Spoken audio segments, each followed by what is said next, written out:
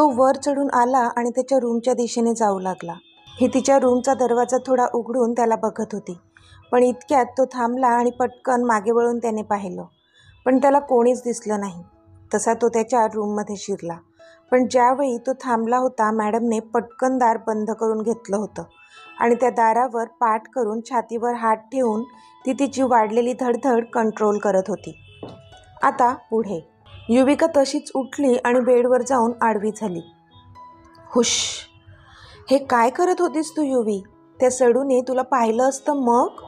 Oh no, वेडी झाली आहेस का तू? चुपचाप झोप आता आणि त्याचे विचार बाजूला ठेवून दे. ती स्वतःच्या मनाला समजावत झोपण्याचा प्रयत्न करू लागली. दुसऱ्या दिवशी शनिवार होता. ऑफिसला सुट्टी होती. पण रोज लवकर उठण्याची सवय असल्यामुळे युविका तिच्या वेळेतच उठली. उठून ती डायरेक्ट बाल्कनीमध्येच गेली. तर आज तिला समोर आदित्य वॉर्मअप करताना दिसला.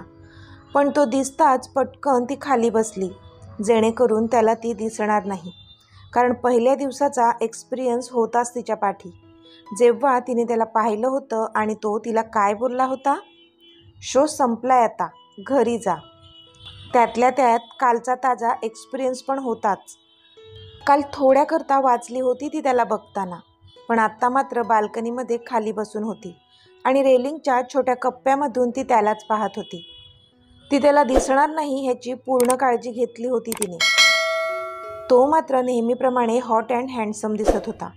ती एकटक त्याच्याकडे पाहत होती. पण मी का ह्याच्याकडे पाहते? ओ गॉड, ती स्वतःलाच बोलली आणि भानावर येत हळूच आत रूममध्ये गेली. सगळेजण नाश्ता करायला एकत्र जमले होते. युविका पण येऊन बसली. आधी तिच्या समोरच्या खुर्चीवर बसला होता. तो त्याचा नाश्ता करत होता. Diet food? जसं त्याचं लक्ष तिच्याकडे गेलं, मॅडमने चक्क स्माईल दिली त्याला. पण ती स्माईल बघून तर त्याचा घास तोंडातल्या तोंडातच राहिला. त्याला स्वतःला विश्वास बसत नव्हता की ही चष्मीस त्याला स्माईल देत आहे. मग त्याने पण तिला बळेच एक स्माईल दिली आणि तो नाश्ता करू लागला. आई, आज माझ्या मित्राची नवीन कंपनी लॉन्च झाली आहे. त्या निमित्ताने त्याने त्याच्या घरी पार्टी ठेवली आहे. तर संध्याकाळी मी आणि युविका तिथे जाणार आहोत, अक्षय बोलला. तशी युविका त्याच्याकडे पाहतच राहिली, कारण ह्याबद्दल त्याने तिला काहीच विचारलं नव्हतं आणि सरळ स्वतः निर्णय घेऊन मोकळा झाला होता तो.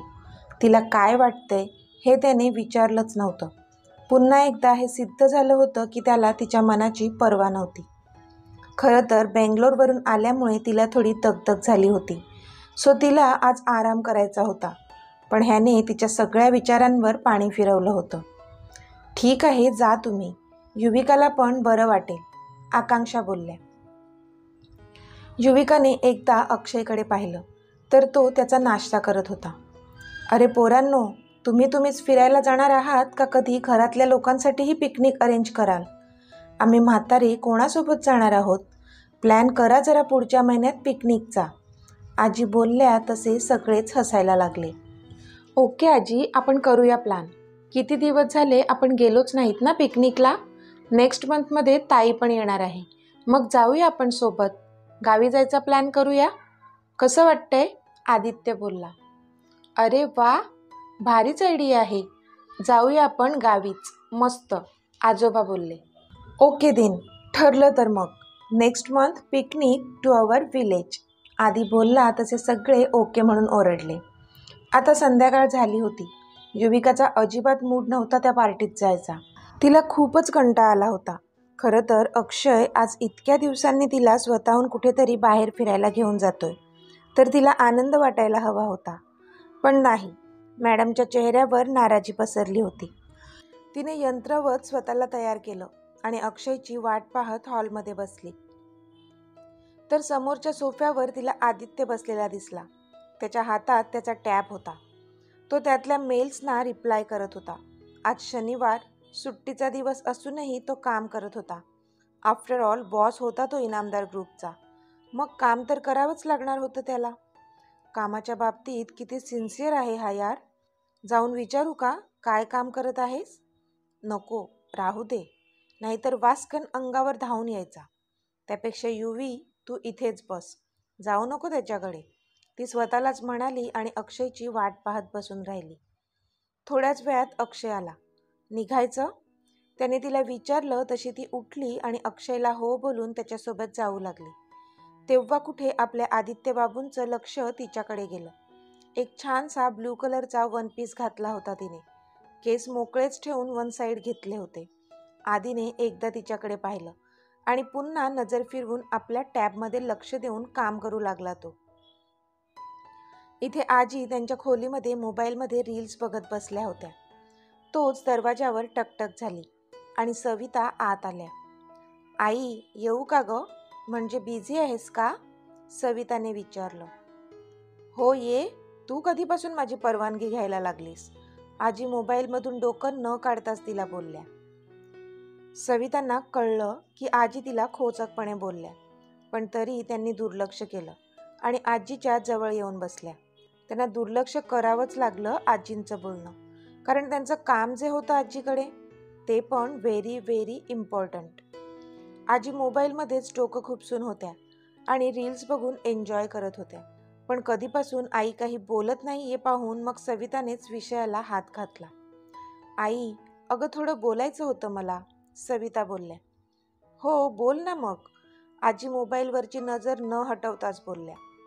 आई, अगं तुला नाही वाटत आता अक्षता आणि अक्षय दोघांचंही लग्न जमलंय तर आपल्या आदित्यचं पण लग्न करावं, सविता बोलल्या.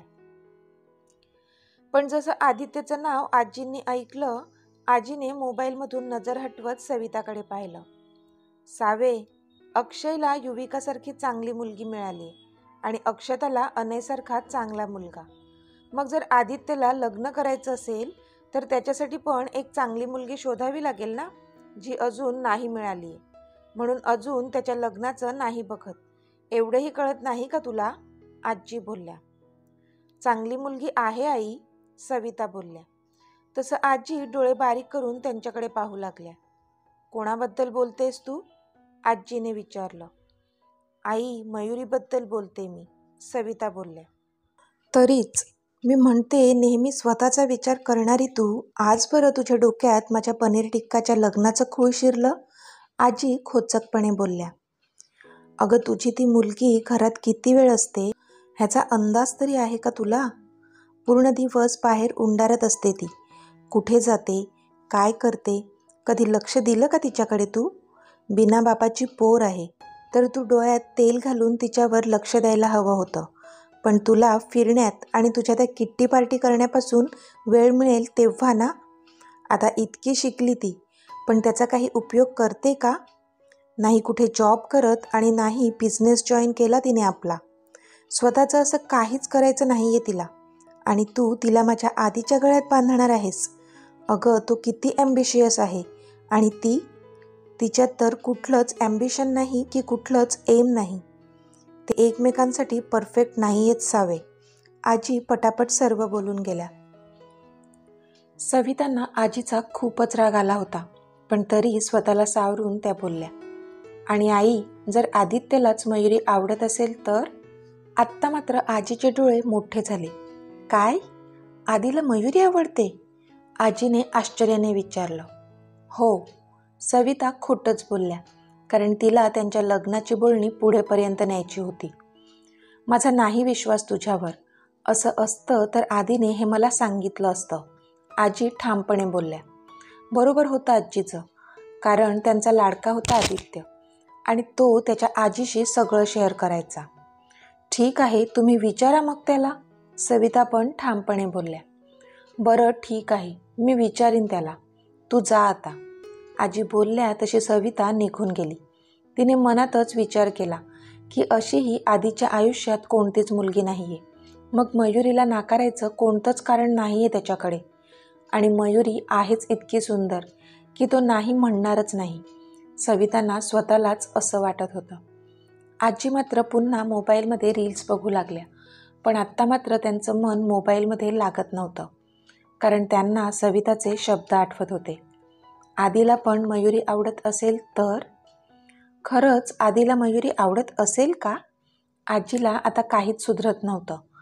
आधीशी बोलल्याशिवाय त्यांना चैनच पडणार नव्हता. इथे अक्षय आणि युविका दोघेही पार्टीमध्ये पोहोचले होते. अक्षय सर्वांशी युविकाची ओळख करून देत होता युविका पण सगळ्यांशी हसून बोलत होती. किती दिवसापासून तिला तर हेच हवं होतं की अक्षयने स्वतःने तिला कुठेतरी फिरायला घेऊन जावं, पार्टीजना घेऊन जावं. पण आज जेव्हा हे प्रत्यक्षात घडत होतं तिला मात्र त्यात तितका इंटरेस्ट वाटत नव्हता. नुसतं मन उदास उदास वाटत होतं.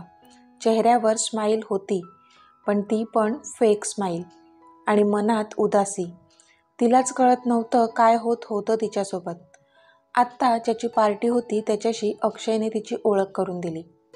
युविका, हा वैभव, माझा जिगरी दोस्त.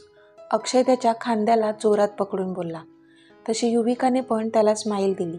आणि वैभव, ही युविका, माझी फियांसे, अक्षय बोलला. Hey hi Yuvika. First of all congratulations to both of you. Vaibhav बोलला तसं ते दोघे त्याला थँक्यू बोलले. युविका, तू बस इथेच, मी जरा आलोच, अक्षय बोलला आणि वैभवसोबत आत निघून गेला. युविका पण ओके बोलली आणि तिथल्याच एका टेबलवर बसली. तिला एकटीला खूप ऑकवर्ड वाटत होतं तिथे बसून. मन तर नाराज होतंच, आणि त्यात आता अक्षय पण तिला एकटीला तिथे बसवून गेला होता. म्हणून ती तशीच शांत बसून होती. इतकी छान पार्टी सुरू होती, पण तिला मात्र काहीतरी मिसिंग वाटत होतं. तोच तिला समोरून एक खूपच हँडसम मुलगा येताना दिसला.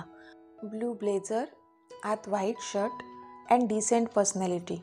तिने तिचा चष्मा काढून एकदा डोळे नीट चोळून त्याच्याकडे निरखून पाहिलं तर तो आदित्य होता. तिला विश्वास बसत नव्हता, पण तोच आला होता. तिचे हार्टबीट स्किप झाल्यासारखे वाटले तिला त्याला बघून. एक स्माईल तिच्या चेहऱ्यावर आली. म्हणजे कधीपासून मन उदास होतं, पण का कुणास ठाऊक तो जसा तिला दिसला तिच्या मनाला आणि डोळ्यांनाही शांती मिळाल्याची फिलिंग तिला आली होती. तर मित्रमैत्रिणींनो, आजचा भाग तुम्हाला कसा वाटला ते मला कमेंटमध्ये सांगा. आणि जर आवडला असेल तर व्हिडिओला लाईक करा, शेअर करा आणि चॅनलला सबस्क्राईब करून बाजूची घंटी नक्की दाबा. चला तर भेटूया आपल्या पुढच्या भागात. तोपर्यंत धन्यवाद.